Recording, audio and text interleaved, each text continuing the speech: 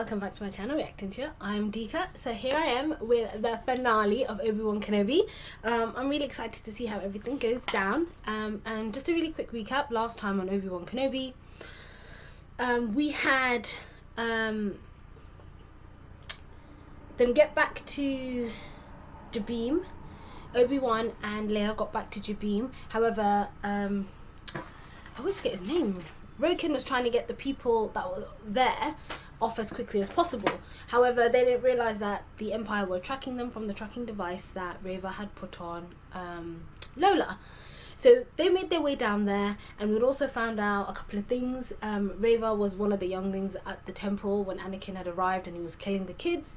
She'd remembered him from there. So she has her own, she wanted to hunt and kill Vader herself. And secondly, she also found a device that was on Obi-Wan. Unfortunately, he got left behind in Jabim when they had eventually escaped, which kind of brings indication as to who Luke was, so essentially exposing who he is. Currently Vader and the rest of the Empire are on the tracks of the team. They're currently struggling to try and get into hyperspace because their drives are down. But now I'm wondering what this means for Reva, because now she's got this information. And secondly, even though we had lost people on Jabim, Obi-Wan thinks that he's finally bringing Leia back and being able to get her back home, but he might be up against something else, because by the sounds of it, Vader's bright on his tail, and Reva knows the importance of, she doesn't know exactly what, I'm assuming, but she knows that the kid on the farm in Tatooine that belonged Owen's child, or she had that confrontation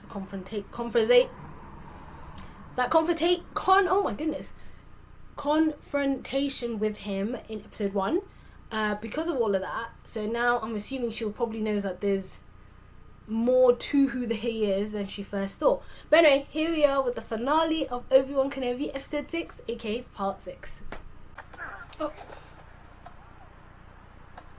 excuse you. Your turn. Is she back on Tatooine? Oh.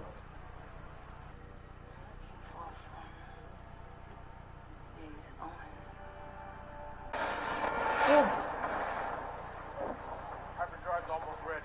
Oh, good. All power to the rear shields. I'm working on it. Shields won't last forever. Oh. What do we have? Oh, he's gonna. Owen, there's something you need to know. Just leave me here! I'm the one that Vader wants. If I go, he will follow. I'm not letting you! Leia, please. You've spent 10 years protecting the Jedi. This is my chance to return that favor. You must promise me that you'll get her home, Haja, as soon as I'm in the clear. No, all I know is she's coming. Ben is gone. What is that? I'm not leaving my home. At least here we have a chance. Stay. We need help. I'm not putting anyone else in danger. Oh, yeah, it's Tala's belt thing. Certainty. You're lost, Leia. You're 10 years old. You don't have to do this. We can still fix the drive. I have to go. It's about you and him. We're tracking an escape craft. There's one life form aboard. That's him. Follow Kenobi. Advance, Lord Vader. Luke, I need you to listen to me. The Tuskens are on the hunt again. They're raiding farms along the waste. I'm not afraid. I know. Everything's gonna be fine. I will face him alone.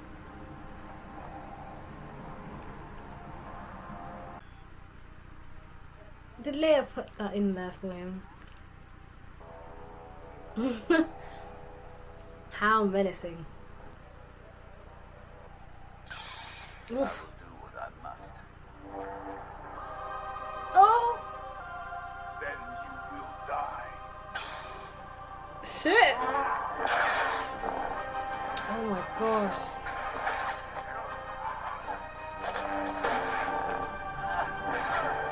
This is just like how they were sparring in the past. They were back to back. Oh.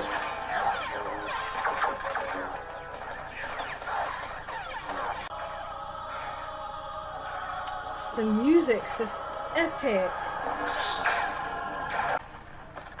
Your strength has returned. Oh my god. Remain. He just dashed that out of the way, that huge cliff. I've got the high ground. Vader probably thought about that for 10 years. Oh shit.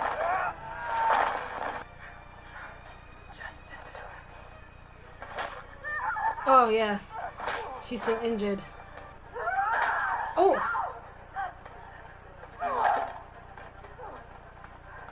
Run!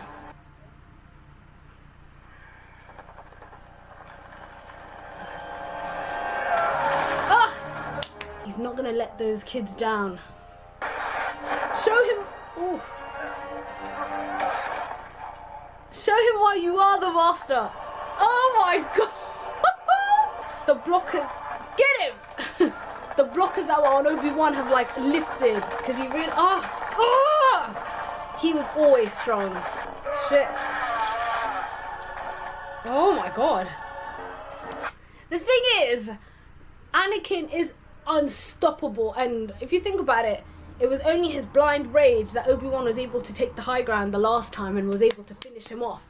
Because now, it's because he's unfortunately missing some limbs, on a breathing system. He is not at his full, he is at a good potential, but not at his full potential. And this is also the same reason why Anakin or Darth Vader was very adamant to make sure he got rid of Obi-Wan.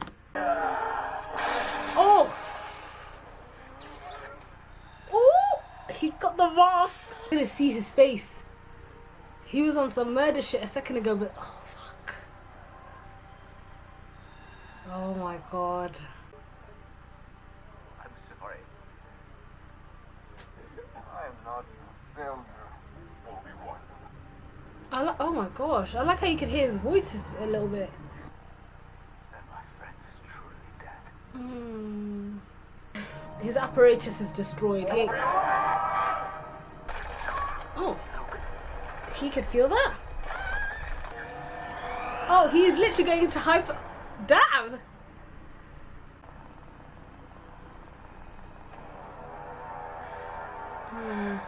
She's not going to be able to do it.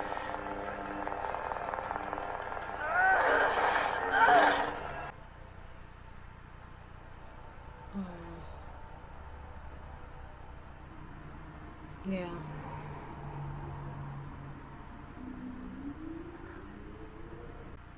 I couldn't do it. I failed him. Marceline knows.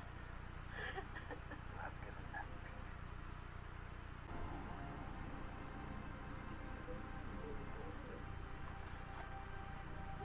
He will not obey me again.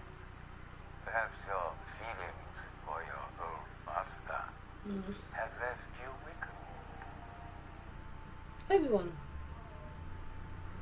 Aww. Oh, what, Lola? What are you doing now? I don't know. What do you think I should do? I've got your brother to look after. You are wise, discerning. These are qualities that came from your mother. Forthright. From her father. Gifts from your father. Hmm. If you ever need help from a tired old man. But we must be careful. Aww. You know, you were right. He just needs to be a boy. Hmm. You want to meet him? I know this happens. Why am I screaming?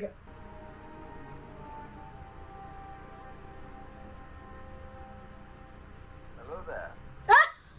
They did it! Oh, is that a Force ghost? No way! Oh my god! Master Qui-Gon. Come on. Got a ways to go. That is epic. Qui-Gon appeared. He said hello there.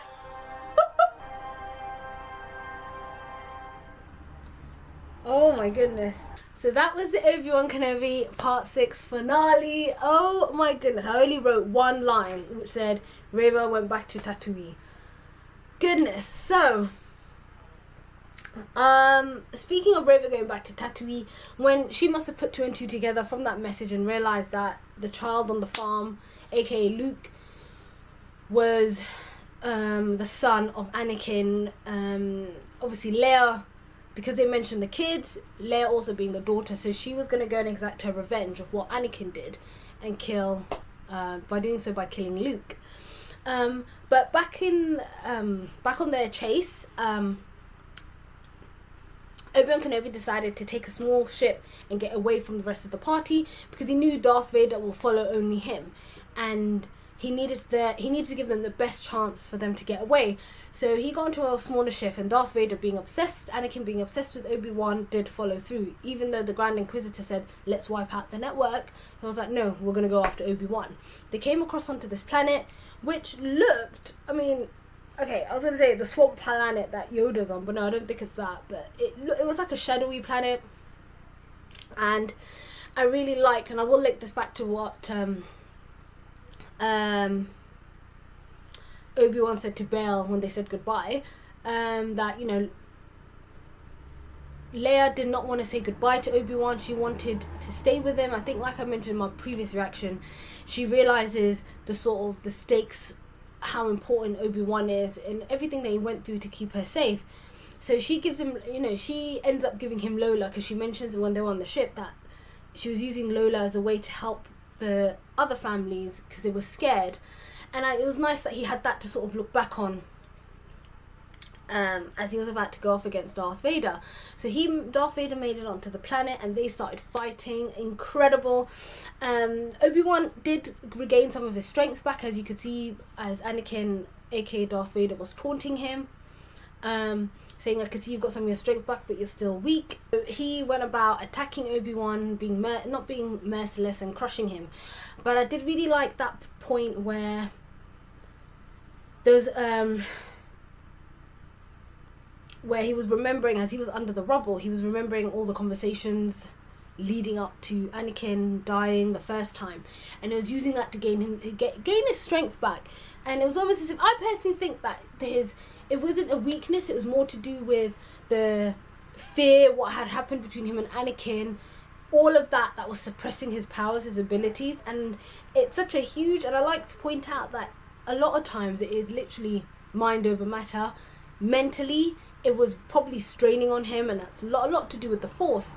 So I like that, as he was thinking about Anakin, and I think he feels extreme guilt, and especially when he ended up breaking half of Anakin's visor, seeing his face, he feels extremely guilty, but at the same time remembering that Anakin saying, you made me like this, realizing what's at stake, why he fights, especially what Tala said, you know, his kids, they are the future, they are the important ones, remembering that, you know what, him is nothing like his kids. You know, he spent some time with Leia, knowing what an amazing young woman she is, so he was able to regain some of his strength, and he went back after him and they started fighting. You could see, again, it gives you a bit of a glimpse as to why Darth Vader was very adamant in making sure Obi-Wan gets destroyed. You know, Obi-Wan may be a lot older, but he's incredibly powerful. I said in the reaction that Anakin obviously had a big disadvantage, because apart from having a few, he's not his 100%. Best, he's about 80%. You know, and the biggest thing is that Obi-Wan went for his breathing apparatus. So essentially, Anakin cannot really go on much longer if he gets that destroyed. But like I mentioned, he was able to break the visor, and I think that's when that sort of God mode Obi-Wan went into. It kind of brought him back when he actually saw Anakin's face, and you know, it brought him to tears. And it was kind of crazy, because it was only towards the end when he actually referred to him as Darth, but he kept calling him Anakin.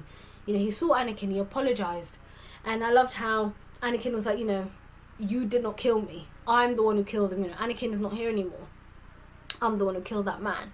And unless it was just me, it looked like Anakin, like before he had the golden irises to point out that he was Darth Vader, but he looked like Anakin, you know, himself, his eyes, he looked almost human. Even his voice sounded like Hayden's voice as he was speaking to him.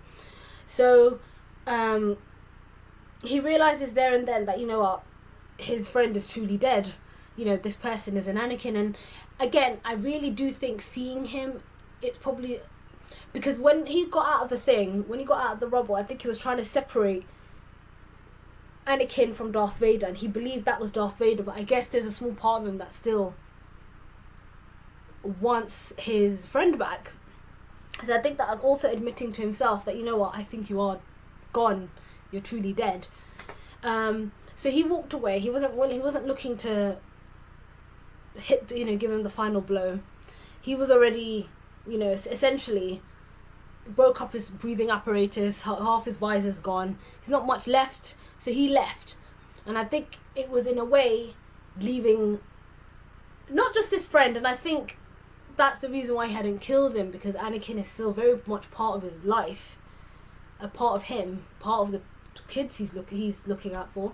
But it was the trauma. I think the trauma that he was left with after episode 3, feeling like it was his fault they had to kill Anakin. He was the one who delivered the final, not necessarily the final blow, because Anakin didn't die. That trauma was left behind there. He finally was able to put his friend to rest and, walk away. And it's really important because he mentioned how he apologized to Anakin for all of it. And I'm assuming this kind of reflects back to when he went back to the farm, to Tatooine, and he said to Owen that maybe you're right, maybe it's best that you just raise him, let him be a boy. Because from the get-go, that wasn't the case with Anakin. Like that bit we saw of Leia, pretty much looking like Leia from episode 4. And you could see that their connection and they had the relationship they've built from when they first met. And of course, I like the hints that they're making. When I'm going to see you again, he was like, if you ever need to call on an old man, which will bring us full circle when she ends up putting the message in R2-D2, we need your help, Obi-Wan. You're the only one. So we've got that little portion there. Oh yes.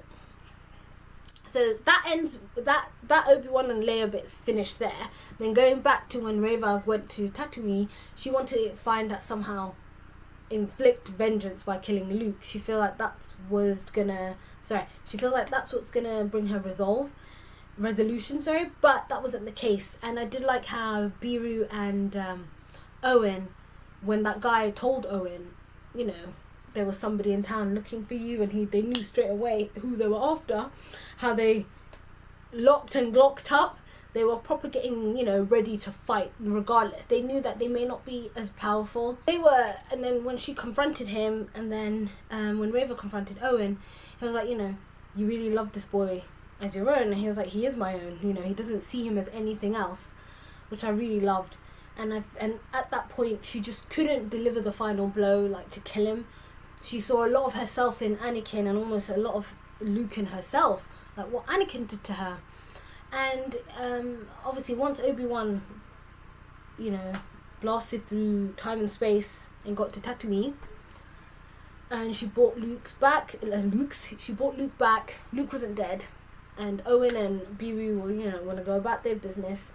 She felt guilty. She felt she let her brothers and sisters down. But in fact, Obi-Wan said, you haven't. You gave mercy. They could rest now. And he even said, and I like that line where he mentioned, we're both free. Like I mentioned, she's free now because she was able to walk away from her anger. Letting Luke live was her version of walking away from the anger, the pain. And, I love that. I just thought of the parallels. Letting Luke live, even though he was the son of the guy who murdered her family, was her way of walking away from the anger, the pain, and the trauma that caused. And with Obi Wan Kenobi, letting him live and walking away from that, he left his trauma with him. And I like how he referenced, for both of them, that we're both free now. You can make your own future. We both can. He no longer lives in fear or denial of what was happening, especially when he found out that Anakin was alive and all of that stuff. And she can now choose her own path. It's not going to be a path of vengeance, a path that she can create. And then finally, that last bit, which was amazing, when when Obi-Wan came to Owen and said, you're right, let him live as a boy. I will still watch over him, but at a distance. I'm not going to interfere. I'm going to let you guys do what you need to do, and I'm going to be kind of in the background. And that was so great that Owen was like, you know, do you want to meet him? And again, that's how Luke would have come across old Ben or known of who he was. And they dropped it in there. They dropped the hello there in there. So that was amazing. And I mean, I thought they were done with surprises when he finally appeared as a Force ghost. And when Obi Wan Kenobi was shocked, he was like, I was always here, but you weren't ready. Which was a perfect example. As always there with him, but I guess with him holding on to Anakin and everything that was going on, I don't think he was ready to really see. And I loved how he was like, you know, we've got a long ways, and you know, to keep him company. So that was amazing. The series was so good. Even though there's a lot of stuff they were talking about, we kind of know what happens, or we know the expectations and what we expect over the several years of films to follow. But it was really nice. I liked how we got a chance to see the impact of what had happened in episode 3 to Obi-Wan. You know, the trauma, how he felt, he lost his brother, the relationship that him and Anakin had, and you know, the back and forth there, which I feel like this in itself it creates such a fantastic, stronger foundation as to when Obi-Wan and Anakin do fight in episode 4, and obviously the history that they shared there, and I feel like it just brings it up full circle in such a beautiful way. And obviously we've got Reva, who's now free to do whatever she wants after she got rid of the Inquisitor lightsaber that she had. So I wonder what will happen to Reva now that she's free, what path she forms for herself. But no, that was amazing. I absolutely loved this series. I loved everyone in it. I loved Ewan McGregor, because I know that from the get-go he was championing this. He would have loved to have bridged the gap between what had happened between episode 3 and 4 and be like, you know, the days of old Ben. If they do have another season of this, I would be more than happy to watch, because then, you know, you've got potentially Reva, but you've also got the lost years. You know, Luke's 10. I can't remember how old Luke was in A New Hope, but you've got all those years before episode 4, so you know, the lost adventures of Obi-Wan or the lost adventures of Ben. But no, this was fantastic and I really enjoyed it, and I thank you guys for coming along every time to watch with me. And if you did like this video, and as always, like, comment and subscribe, and I'll see you guys next time.